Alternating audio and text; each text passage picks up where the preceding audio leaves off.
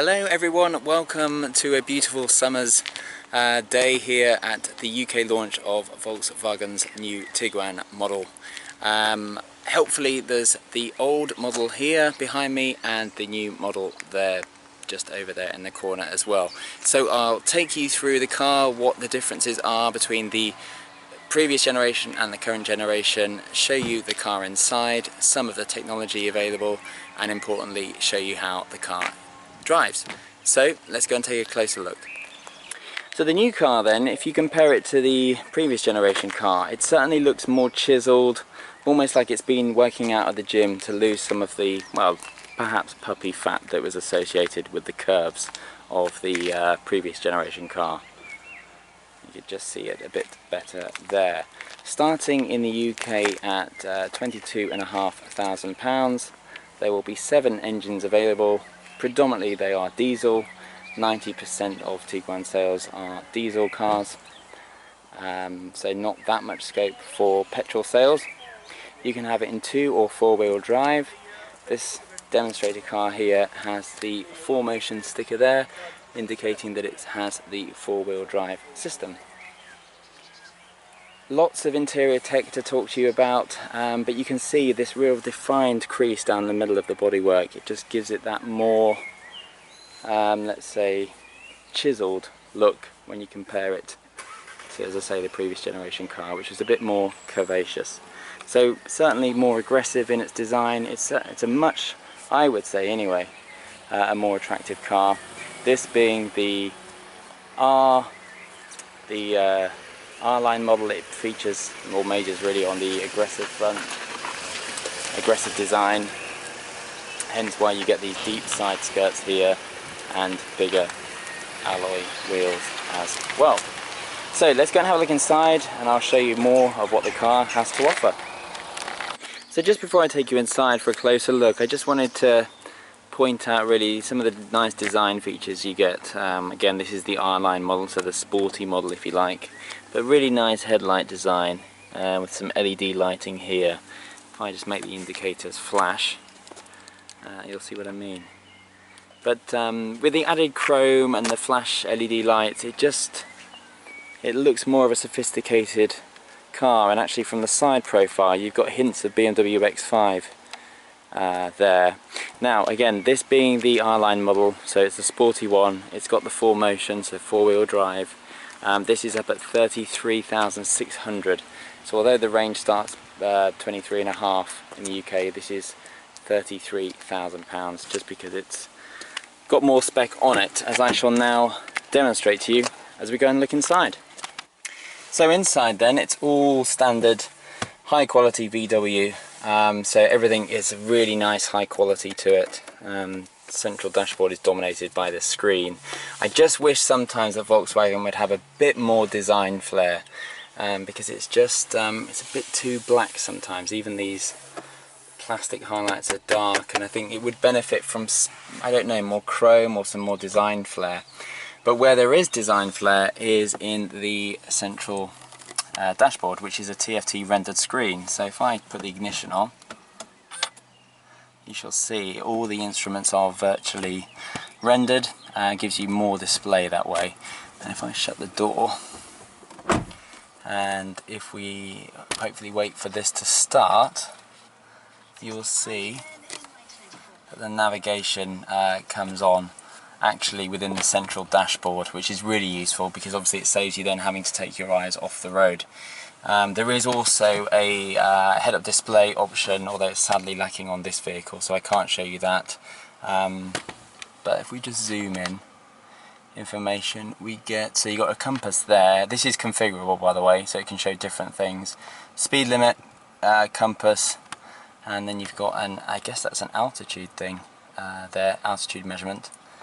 So you can't really see it that well, but that's the map on the central screen, which is then replicated in the central dashboard as well, which is, as I say, it's great because you don't have to always be taking your eye off the road to look at the central dashboard.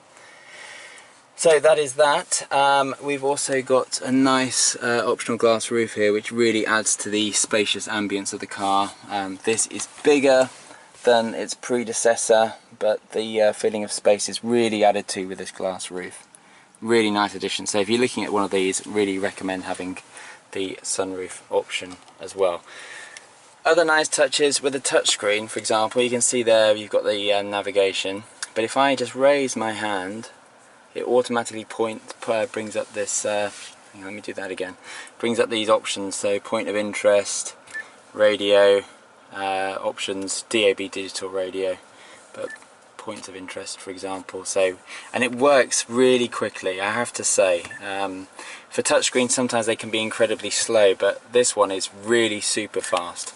The routes are being calculated. And the point with fast touchscreens is that the less time you have to keep prodding on them, please select a route, the more you're then concentrating on the road ahead, which is really what you want to be doing for obvious reasons. As I say, DAB digital radio. You can also connect your smartphone to the car, and it can mirror image the home screen on your phone as well. So you've got apps as well to connect to the car, voice recognition,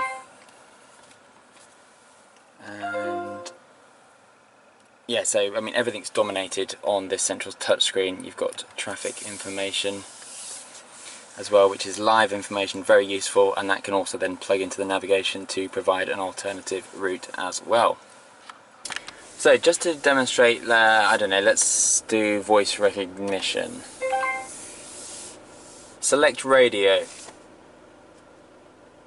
Please say the DAB station or the DAB ensemble. Number 1. Line 1. Station has been set. And just turn up the volume to make sure. Yeah, so that's pretty effortless. That works well actually. If you imagine being on the move, that's a really useful feature to have. Elsewhere with the car, you have an off-road mode. An off-road mode selector. Try saying that after a few drinks. So at the minute we're on normal. Now if we turn this to the right, it will then tell me driving mode off-road is selected, which will adapt the car accordingly, and then you've got a further extreme mode. And this you can actually, it's lost it, that's annoying. But essentially that's, you can select your own setup for that. So that's like an individual setting. As I say, off-road here, you then got normal, and then I think this is a cold weather one, so this is for snow driving. But essentially it just means that it's very useful with the 4Motion, as it says here. You select according to the respective conditions that you find yourself in, and the car will set itself up accordingly. So it's all very easy and works well indeed. Elsewhere with the car, climate control, as is normal for cars of this price range, especially at this model being 33,000, and you've got inputs there for your USB, power socket, or hopefully that's just a standard jack, auxiliary jack as well. I'll take you into the back to show you again, the whole point of this car is it's a practical family, quality, spacious car really. So let's have a look in the back and the boot to note the practicality side of the car as well. Just to quickly show you this, the R-Line model benefits from some nice Alcantara detailing and some thicker seats as well. But as I say, it's just a bit too grey and well, 50 shades of grey, and I think some more design inspiration would certainly lift the interior. That's not to say it's a bad interior, but it just would help to give it a bit more sparkle, shall we say. In the back of the car then, I mean there's loads of room. I've got the seat set for me. If you look at where my legs are, there's plenty room there. I'm 6 foot, so that gives you an idea of the space back here. Again, you can really see with this glass roof, I know I keep going on about it, but it really helps to flood the interior with light, adding to that spacious feeling. Get some nice trays in front of you as well. Feel a bit cheap, but still useful for children and things, and to balance drinks on and things like that. Just release it here, and that folds back like so. You also get some climate control, so you can set your own temperatures in the back here as well, which is really useful. I'll just give you another view of the interior from this perspective. So let's go and have a look at the boot and show you the capability of the car from that respect. Opening the boot then, you can see it's pretty carnivorous. Lots and lots of luggage room there, and underneath this false floor you get a proper spare wheel as well for full peace of mind. The seats can be folded as you would expect. We just tap this button here and they fold forward as effortlessly as that, which helps from a convenience point of view, and just makes it's little things like that that really help living with a car day to day and just make it incredibly convenient. What we'll do now is we'll go and have a drive, and then I'll tell you about the performance statistics and emission figures for this particular car. 150 PS 2 litre diesel, and we'll find out how the car drives. So then, how does the new Tiguan drive? Well, the first thing to say is normally it would be exceptionally quiet in here. This car is very refined.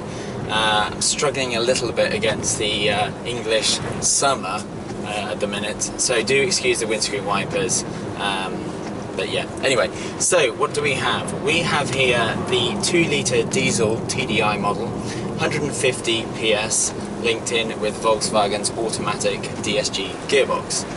This, well, in the engine form especially, is predicted to be the volume seller, 150 PS.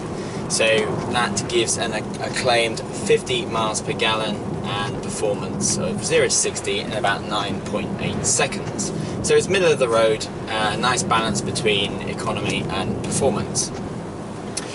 How does the car drive? Well, the engine itself, it's a little bit noisy on first startup, but that does settle down nicely as you get up to speed. It's just a little bit too agricultural, I think. It could do with some sound deadening when you first turn it on, and at low revs it's a bit noisy and clattery as well. But it pulls really nicely, lots of torque. Torque is pulling power, so between 2,000 and 4,000 revs, for example, it gives you all that pulling power that you really need. It's certainly not a car that you need to rev out or drive hard, because it's not really the point. Driving really for that pulling power and maximum efficiency as well. The steering is really nice. It's a lovely, nice feeling steering wheel. It's not too big, not too small, just the right size. So nice and direct as well. It's not sports car direct, so the car's not fidgety, but you always apply the right amount of steering lock for the corner. So it just means that it's just nice and linear, it's very direct, the car turns in nicely, and there's a nice amount of feel from the wheel as well. So that is good. Steering is nice, I like that. The gearbox is ultra fast, super responsive. You can leave it, of course, being an automatic, to its own devices, and it will change gear beautifully smooth. Or if you want a bit more interaction, Volkswagen helpfully provide some paddles on the back of the steering wheel as well. And when you do that, the gear changes are instantaneous. The benefits with the double clutch system is that the next gear is always readily available. So as soon as you bang the paddle, boom, the gear change goes in. The ride quality is very smooth. As I mentioned, aside from the rain, it's quiet in here, but with the ride quality beautifully refined too.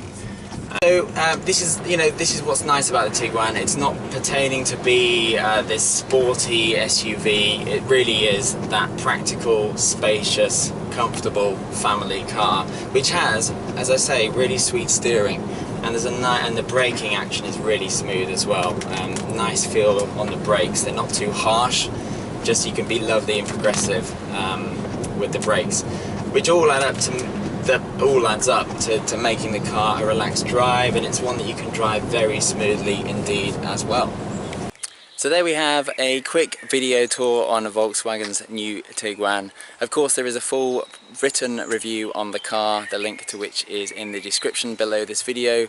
Thank you for watching. I appreciate this one was a bit quicker than normal, but on a launch event we only get a few hours with the car. But of course, if you have any other questions regarding the car, do post them in the comments section below. As always, thank you for watching, and I shall see you soon.